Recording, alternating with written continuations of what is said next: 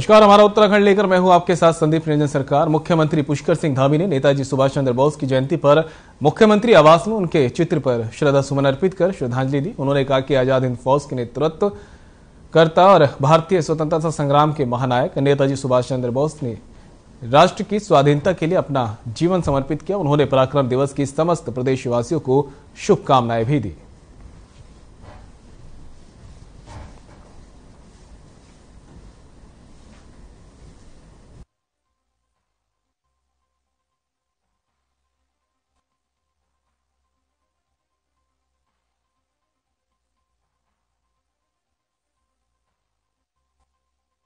नेताजी सुभाष चंद्र बोस की जयंती पर उन्हें श्रद्धा सुमन अर्पित किए और साथ ही कहा कि राष्ट्रीय स्वाधीनता के लिए उन्होंने अपना जीवन समर्पित किया है। पराक्रम दिवस की भी प्रदेशवासियों को सीएम पुष्कर सिंह धामी ने शुभकामनाएं दी हैं।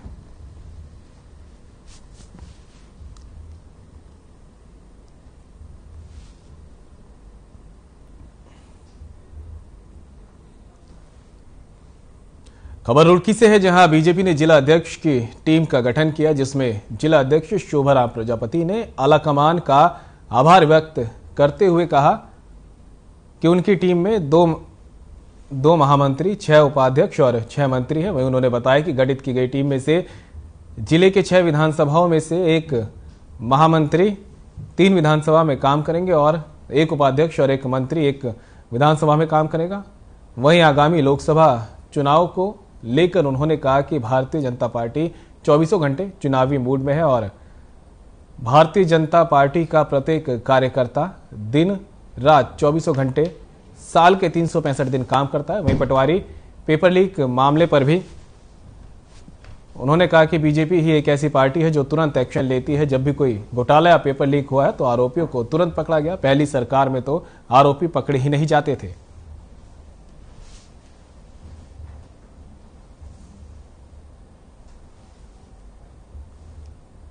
मेरी बातें सही बनती है। धन्यवाद दूंगा कि मेरे को जिलाध्यक्ष बनाया और उसके बाद मेरी बॉडी जो बनाई गई, मेरी बॉडी में 2 महामंत्री हैं, 6 उपाध्यक्ष हैं, 6 मंत्री हैं, बाकी कोषाध्यक्ष हैं, ये सब अलग अलग हैं। और मैंने 2 महामंत्री मैंने 3 विधानसभा दोनों महामंत्री देखेंगे और 6 उपाध्यक्ष और 6 मंत्री में तो 1 उपाध्यक्ष 1 मंत्री 1 विधानसभा देखेगा। तो 12 मेरे मंडल है, तो 12 के 12 मंडलों के सभी 1 उपाध्यक्ष और 1 मेरा जिला मंत्री ये उसके प्रभारी है। कोई भी पार्टी का काम होगा तो ज्यादा वही देखेंगे और वो सब पैनल तैयार कर चुके हैं। उत्तराखंड में लगातार ठंड का प्रकोप बढ़ रहा है, साथ ही तापमान में भारी गिरावट देखने को मिल रही है। ऊंचाई वाले क्षेत्रों में लगातार बर्फबारी हो रही है। वहीं मैदानी क्षेत्र की बात करें तो मैदानी क्षेत्र में कोहरा देखने को मिल रहा है। आपको बता दें, देहरादून के महापौर सुनील उनियाल गामा ने बताया कि देहरादून के 42 स्थानों पर अलाव की व्यवस्था नगर निगम की ओर से की गई है। नगर निगम को लोगों के द्वारा अलाव की डिमांड आती है। जहां पर लोग ठहरते हैं वहां पर नगर निगम ने अलाव की व्यवस्था पूरी करती है।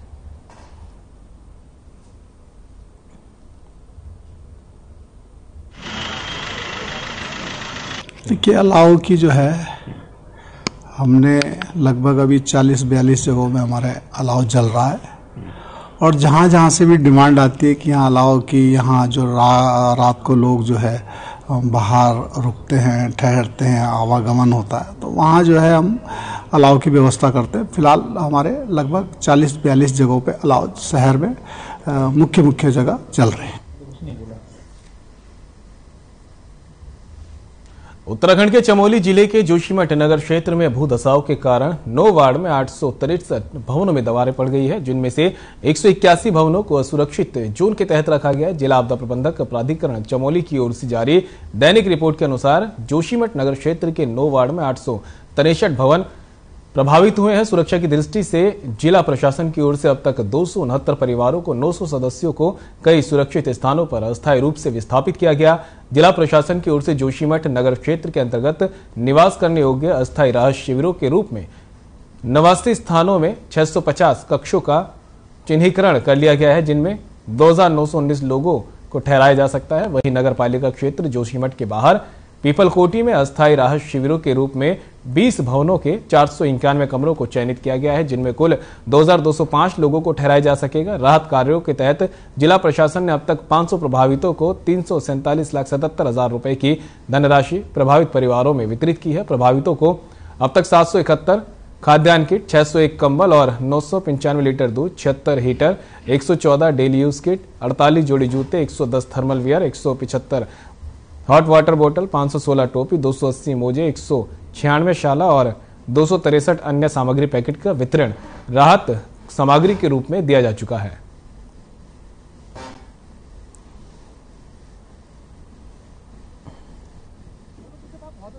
ये जोशीमठ में बुधसाफ की स्थिति से हमें तकरीबन 269 परिवार हैं जो भी राहत शिविरों में हमने अस्थायी रूप से स्थापित किए हैं। ये राहत शिविर होटल, धर्मशाला, गेस्ट हाउस, इन ऐसे स्थानों में हमने स्थापित की हैं जहां पर सभी रिलीफ सपोर्ट, चाहे वो खाने की व्यवस्था हो, ड्राई राशन किट्स हो, कंबल, हीटर, गर्म पानी, इन सब की व्यवस्था हमारे स्तर से की जा रही है। हमने हर राहत शिविर में प्रभारी अधिकारी की नियुक्ति भी करी है और जिसकी लगातार मॉनिटरिंग की जा रही है ताकि कोई भी अगर समस्या संज्ञान में आती है उसका तत्काल संज्ञान लेकर उसके निराकरण की कार्रवाई की जाए।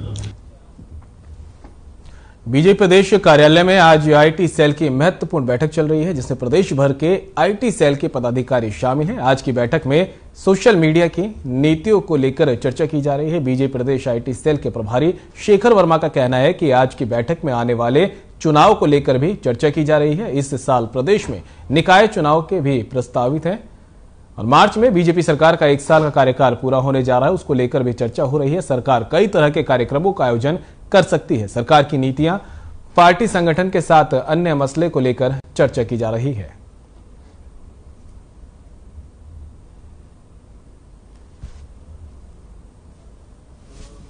चुनाव में हमारा प्रयास रहता है और संगठन की तैयारी जब हम करते हैं कि हम सारे कार्यकर्ताओं का एक डेटा अपने पास एकत्रित करें, लेकिन कार्यकर्ता बदलते रहते हैं, धीरे धीरे नए आगे बढ़ते रहते हैं, संगठन में परिवर्तन होते हैं, तो स्वाभाविक रूप से फिर डेटा भी प्रबंधन हमें बार बार करना पड़ता है। तो आने वाले लोकसभा चुनाव से पूर्व हमारा पूरा डेटा अच्छे से संकलित हो जाए, उत्तराखंड का, हमारे पन्ना प्रमुख तक के सभी कार्यकर्ताओं की पूरी इंफॉर्मेशन हमारे पास फीड हो जाए, तो वो डेटा प्रबंधन कैसे किया जाए ताकि वो फुल प्रूफ हो, कोई उसमें छूटे नहीं कार्यकर्ता, उसको लेकर एक आज आईटी और सोशल मीडिया के कार्यकर्ताओं का प्रशिक्षण रखा गया है। आज के कार्यक्रम का उद्देश्य देहरादून में उत्तराखंड जैविक उत्पाद परिषद की कार्यशाला का आयोजन किया गया, जिसमें सीएम पुष्कर सिंह धामी ने भी शिरकत की। देहरादून के एक निजी होटल में इस कार्यशाला का आयोजन किया गया। कार्यशाला में जैविक उत्पादों को बढ़ावा देने समेत दूसरे विषयों पर चर्चा की गई। कार्यक्रम में कैबिनेट मंत्री गणेश जोशी और कृषि से जुड़े सभी अधिकारी मौजूद रहे।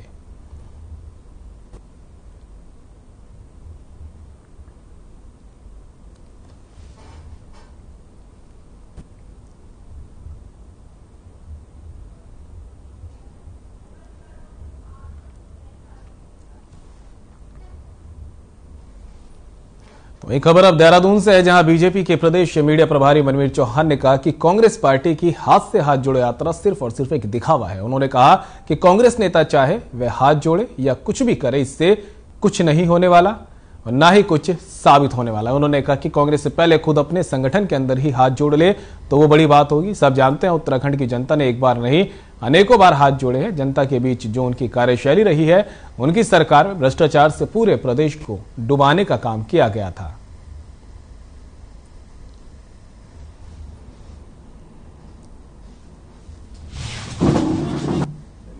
सबको मालूम है, उनको वो हाथ जोड़े या पहले तो उनको अपने आप में आप किसी में हाथ जोड़ने की उनको आवश्यकता है कांग्रेस को, लेकिन सब जानते हैं उत्तराखंड की जनता ने एक बार नहीं अनेकों बार उनको हाथ जोड़े हैं कि उनके बीच उनकी जो कार्यशैली, जो उन्होंने भ्रष्टाचार में इस प्रदेश को डुबोया, पूरे देश को भ्रष्टाचार में डुबोया कांग्रेस ने, उसके लिए जनता ने उनको एक बार नहीं अनेकों बार उनको हाथ जोड़ दिए हैं कि कृपया आप जो है अपने संगठन में पहले हाथ जोड़ लो, और जनता के ने उनको पहले ही हाथ जोड़ दिए हैं, इसलिए कुछ फायदा होने वाला नहीं कांग्रेस को।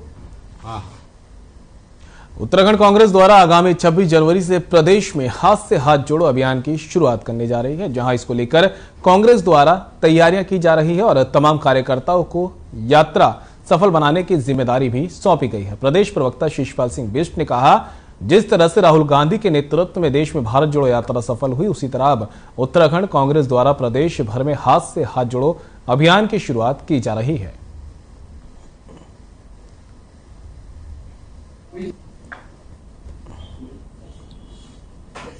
देखिए, जहां तक भारत जोड़ो यात्रा पूरे कश्मीर से लेकर के कन्याकुमारी तक जो चल रही है राहुल गांधी जी के नेतृत्व में, उसकी अपार सफलता के बाद, क्योंकि भारत जोड़ो यात्रा अपने उद्देश्यों में पूर्णतः सफल रही, देश का जनमानस, युवा, महिलाएं और आम नागरिक भारत जोड़ो यात्रा से उत्साहित है और उससे जुड़ रहा है।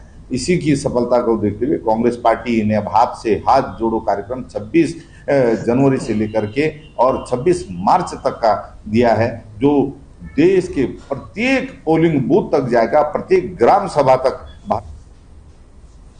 देश में चल रही भारत जोड़ो यात्रा के बाद कांग्रेस कार्यकर्ता मजबूती के साथ घर घर जाकर लोगों को कांग्रेस की विचारधारा से अवगत कराएंगे। मंगलौर पूर्व विधायक काजी जिजामुद्दीन के कार्यालय में पहुंचे कांग्रेस के जिलाध्यक्ष विधायक वीरेंद्र सिंह जाति ने संगठन की बैठक आयोजित की। 26 जनवरी को शुरू हो रही हाथ से हाथ जोड़ो यात्रा को सफल बनाए जाने को लेकर कांग्रेस कार्यकर्ताओं से वार्ता की। जिला प्रभारी याकूब सिद्दीकी ने कहा कि राहुल गांधी की भारत जोड़ो यात्रा पूरी तरह सफल रही है। जबरेड़ा विधायक व जिला अध्यक्ष ने कहा कि 30 जनवरी को कश्मीर से राहुल गांधी की भारत जोड़ो यात्रा का समापन होने जा रहा है। भ्रष्टाचार, बेरोजगारी और महंगाई के मुद्दे के साथ कांग्रेस ने निकाली जा रही भारत जोड़ो यात्रा पूरी तरह से सफल हुई।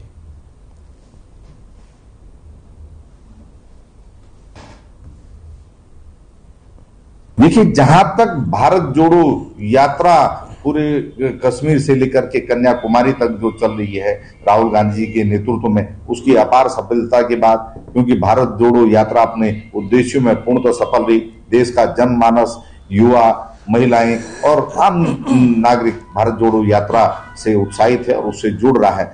इसी की सफलता को देखते हुए कांग्रेस पार्टी ने अब हाथ से हाथ जोड़ो कार्यक्रम 26 जनवरी से लेकर के और 26 मार्च तक का दिया है, जो देश के प्रत्येक पोलिंग बूथ तक जाएगा, प्रत्येक ग्राम सभा तक भारत जोड़ो यात्रा जाएगी और एक महीने को एक ब्लॉक में भारत जोड़ो यात्रा रहेगी, जो ये हाथ से हाथ जोड़ो यात्रा। ड्रग्स फ्री देवभूमि मिशन के तहत अल्मोड़ा पुलिस को बड़ी कामयाबी मिली है। अल्मोड़ा पुलिस टीम द्वारा लोदिया बैरियर पर चेकिंग के दौरान 2 लोगों से 2.5 किलो से ज्यादा चरस और इलेक्ट्रॉनिक तराजू बरामद किए गए। साथ ही तस्करों को गिरफ्तार कर एनडीपीएस एक्ट के तहत मुकदमा दर्ज कर कार्रवाई की गई है और दोनों अभियुक्तों को जेल भेजा गया है और जिसकी कीमत बाजार में 2.5 लाख रुपए से अधिक बताई जा रही है। वरिष्ठ पुलिस अधीक्षक ने बताया कि दोनों अभियुक्त जीवन सिंह और प्रकाश सिंह बिष्ट नैनीताल के धारी ब्लॉक के गांव परवड़ा के रहने वाले हैं। इस मामले में पुलिस इनके पिछले रिकॉर्ड की छानबीन कर रही है। इस कामयाबी के लिए पुलिस टीम को 5,000 का पुरस्कार दिया गया है।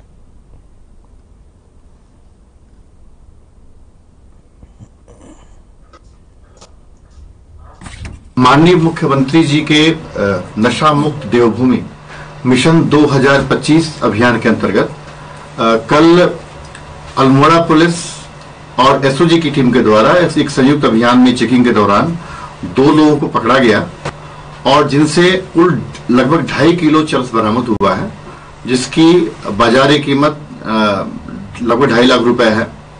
और इसमें जो दोनों मुलजिम पकड़े गए हैं वे धारी नैनीताल के रहने वाले हैं। जोशीमठ के तहसील प्रांगण में पिछले 25 दिनों से लगातार धरना प्रदर्शन जारी है। वहीं पीड़ित परिवार लगातार जोशीमठ के तहसील प्रांगण में पहुंच रहे हैं और वहां पर पहुंचकर एनटीपीसी के खिलाफ जमकर नारेबाजी कर रहे हैं। पीड़ित परिवारों का कहना है कि जब तक एनटीपीसी जोशीमठ से बाहर नहीं हो जाती तब तक वे लोग धरना प्रदर्शन इसी तरह जारी रखेंगे। जोशीमठ में हो रहे लगातार भूधसाव के जिम्मेदार सिर्फ एनटीपीसी है।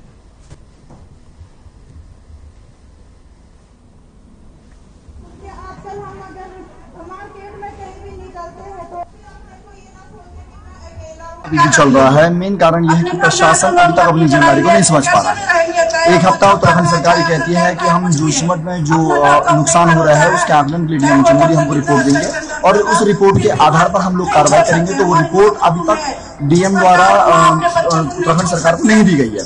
साथ ही साथ हम लोग ये चाहते हैं कि एनटीपीसी की टनल की जांच हो, एनटीपीसी की जिम्मेदारी तय हो, जिसकी वजह से इतना बड़ा नुकसान हो रहा है। लोगों के जो घर टूट रहे हैं, जो जमीनें बर्बाद हो रही है, उसका मुआवजा तय हो। लेकिन ये किसी भी चीज पर सरकार हो या शासन प्रशासन कोई भी इन चीजों पर अभी तक स्पष्ट उनका नजरिया नहीं दिख रहा है। पूरा काम कर रही है और जितने भी यहाँ पे किसी को कोई दिक्कत नहीं है, लोग जगह जगह राहत शिविरों में रखे जितनी भी चीजें हैं, हीटर आता ठंडा है, सरकार की तरफ से प्रशासन 24 घंटे तैनात है आपको यही ज्यादा समझना है कि भाई फला फला लोग कर रहे हैं हमारे मुताबिक हम कह रहे आप आइए आप ये सब कुछ करिए, हम उधर बैठ कर आपके साथ रहेंगे। और सरकार अभी यहाँ पे जो सर्वे चल रहा है उसमें लगी है और जरूर जोशीमठ की जनता की जो भी मांगे हैं सरकार इसको पूरा करेगी। 24 तारीख दिसंबर से गिनते हैं तो 24 दिसंबर को हमने जो है पहला विशाल प्रदर्शन किया था। उसके बाद 4 तारीख को जो है हमने मशाल जुलूस निकाला, 5 को चक्का जाम किया, बाजार बंद किया और हमारी तो मांग सिर्फ और सिर्फ यही है कि जोशीमठ की जनता को उनका घर, जमीन के बदले जमीन, उनका विस्थापन ठीक से हो, न्यायपूर्ण तरीके से हो और जो एनटीपीसी की जो परियोजना यहाँ चल रही है वो बंद हो, जिस परियोजना की वजह से जोशीमठ विनाश के कगार पर पहुँच गया है। हमने ये भी कहा है कि एनटीपीसी की परियोजना को जिम्मेदारी उस पर डालते हुए उसकी जो टोटल प्रोजेक्ट कॉस्ट है उसका दुगना यानी 20,000 करोड़ रुपया वो जोशीमठ की जनता के हित में खर्च। उधर काशीपुर के दोनों सहायक नगर आयुक्तों के साथ नगर निगम चेकिंग पर गई थी। टीम के साथ एक दुकानदार ने बदसलूकी कर गाली गलौज करने और जान से मारने की धमकी देने का मामला सामने आया। सहायक नगर आयुक्त की ओर से की गई शिकायत के बाद अब आरोपी दुकानदार के खिलाफ काशीपुर पुलिस ने मुकदमा दर्ज कर लिया। काशीपुर नगर निगम आयुक्त यशवीर सिंह राठी ने काशीपुर कोतवाली में तहरीर देकर बताया कि बीते रोज वह निगम की टीम के साथ नई सब्जी मंडी में प्लास्टिक से बनी वस्तुओं के प्रयोग की चेकिंग करने गए थे। उसके साथ सहायक नगर आयुक्त विनोद लाल, राजस्व निरीक्षक अनुपमा समेत टीम के अन्य सदस्य भी थे। इस दौरान टीम में मछली बाजार में दुकानदार उमर की दुकान पर 2 किलो पॉलिथीन जब्त की। साथ ही टीम ने उसे प्रतिबंधित प्रजाति की मछली की बिक्री भी करते पाया, जिस पर टीम ने उसे हिदायत देते हुए कार्रवाई की बात कही तो वह टीम के साथ बदसलूकी पर उतर आया था।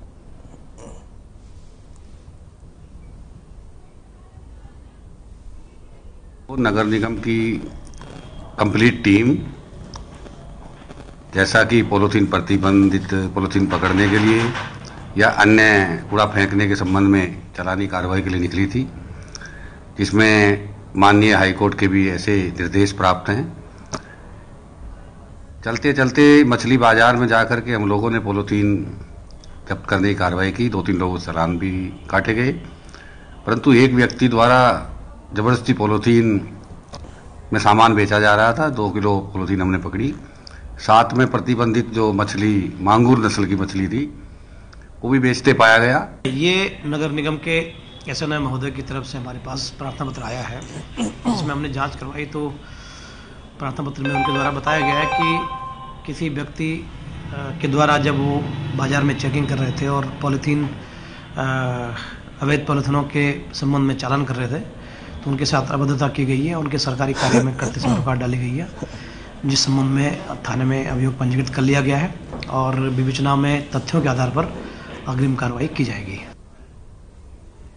काशीपुर लोक निर्माण विभाग के अधिशासी अभियंता का कहना है कि काशीपुर में चमचमाती हुई सड़कों पर वाहन दौड़ते हुए नजर आएंगे। काशीपुर के आवास और क्षेत्र से गुजरने वाले पर्यटक लंबे समय से सड़कों की दुर्दशा को लेकर परेशान थे, जिसको लेकर लोक निर्माण विभाग अब दामी सरकार के सपनों को साकार बनाने में जुट गया। विभागीय अधिशासी अभियंता अरुण कुमार से बात की गई तो उन्होंने बताया कि क्षेत्र की अधिकतर सड़कों को बेहतर बनाने के लिए लगातार काम जारी है। इसके साथ ही यहां से गुजरने वाले पर्यटक को और क्षेत्रीय लोगों को किसी परेशानी से दो चार ना होना पड़े, इसके लिए शासन को कई प्रस्ताव भी भेजे गए हैं।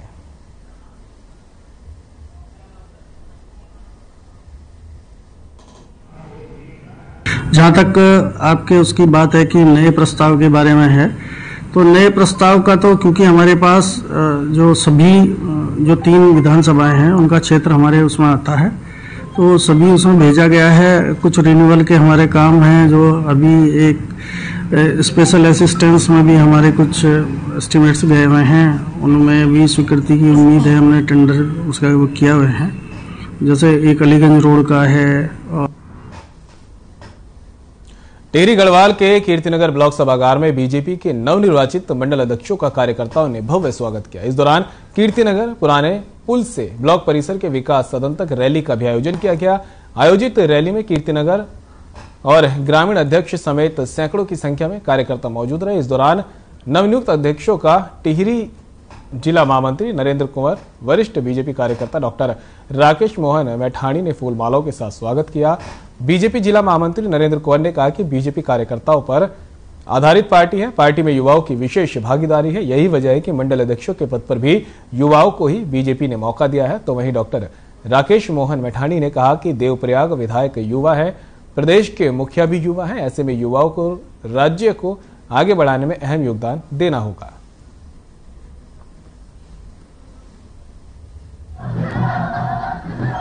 भारतीय जनता पार्टी जो है कार्यकर्ताओं के एक आधारित पार्टी है। इसमें युवाओं को ज़्यादा मौका दिया जा रहा है और प्रदेश के मुखिया को लेकर जो देवप्रयाग विधानसभा क्षेत्र के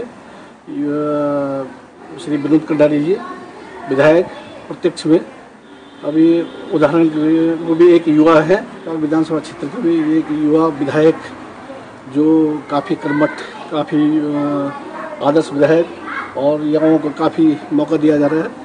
प्रदेश नेतृत्व का, जिले नेतृत्व का, मंडल नेतृत्व का, देवप्रयाग विधानसभा के लोकप्रिय विधायक बड़े भाई विनोद कटारिया जी का बहुत बहुत धन्यवाद देना चाहता हूँ कि मुझे उन्होंने मंडल अध्यक्ष की ग्रामीण में जिम्मेदारी दी है। और हमारा प्रयास ये रहेगा कि भारतीय भाजपा संगठन को ग्रामीण में और ज़्यादा मजबूत करेंगे और भारतीय उत्तराखंड सरकार की, भारतीय जनता पार्टी सरकार की और माननीय विधायक जी की जो योजनाएं होंगी, जो उनके कार्य होंगे, उनको हम जनता तक पहुंचाएंगे।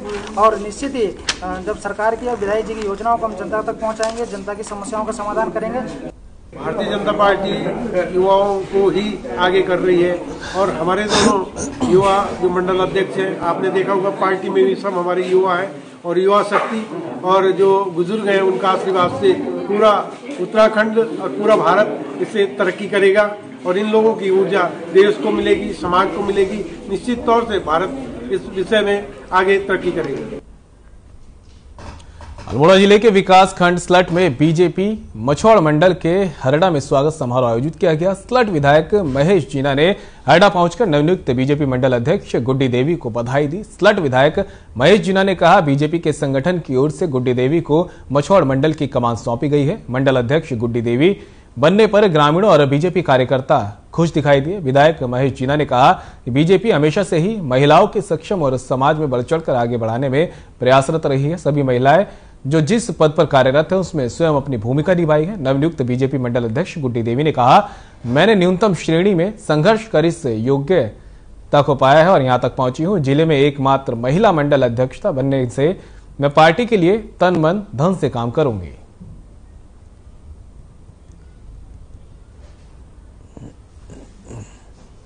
ये भारतीय जनता पार्टी का बहुत बहुत आभार व्यक्त करती हूँ और माननीय विधायक जी द्वारा और भारतीय जनता पार्टी के शीर्ष नेतृत्व द्वारा जो मुझे ये कार्यभार सौंपा गया है मछौड़ मंडल का, मैं उसको बेहतर चलाने का प्रयास करूंगी और उसमें उसको आगे बढ़ाने का और बहुत मतलब आगे तक ले जाने का प्रयास करता हूँ।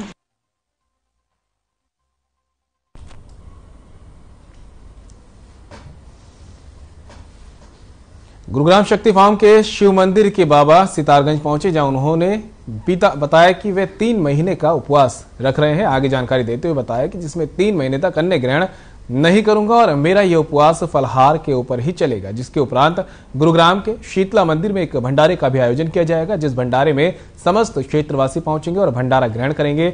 भंडारे की तैयारी भी बड़े ही जोर शोर के साथ की जा रही है।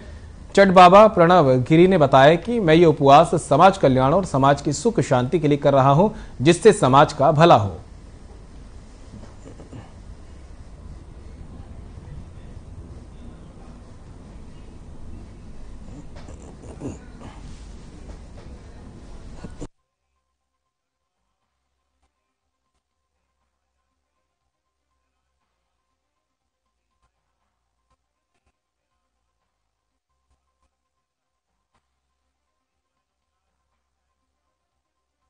मैं अन्न छोड़ रखा हूं और 3 महीने के बाद 2 नंबर गुरुग्राम में शीतला मंदिर में विशाल एक जग भंडारा का आयोजन होगा।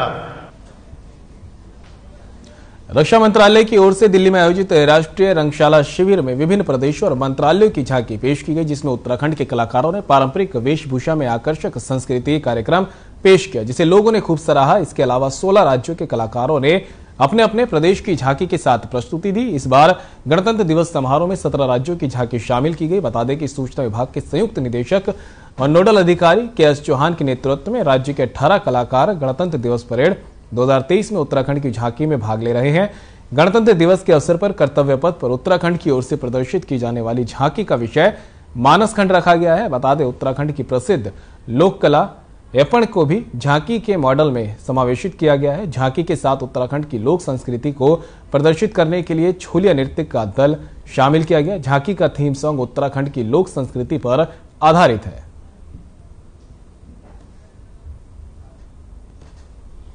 गणतंत्र दिवस परेड 2023 में इस वर्ष कर्तव्य पथ पर उत्तराखंड की झांकी मानस खंड पर आधारित होगी। कुल 17 राज्यों में उत्तराखंड राज्य को भी ये सौभाग्य प्राप्त हुआ है कि वो भी अपने झांकी का प्रदर्शन कर्तव्य पथ पर कर सकेंगे। मानस खंड जिसका उल्लेख स्कंद पुराण में भी है, कुमाऊं क्षेत्र से।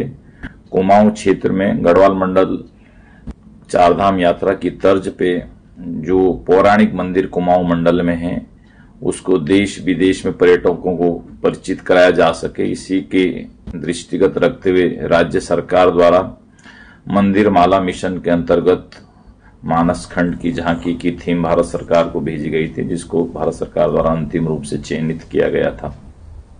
और फिलहाल हमारा उत्तराखंड में मेरे साथ इतना ही। दीजिए इजाजत। नमस्कार।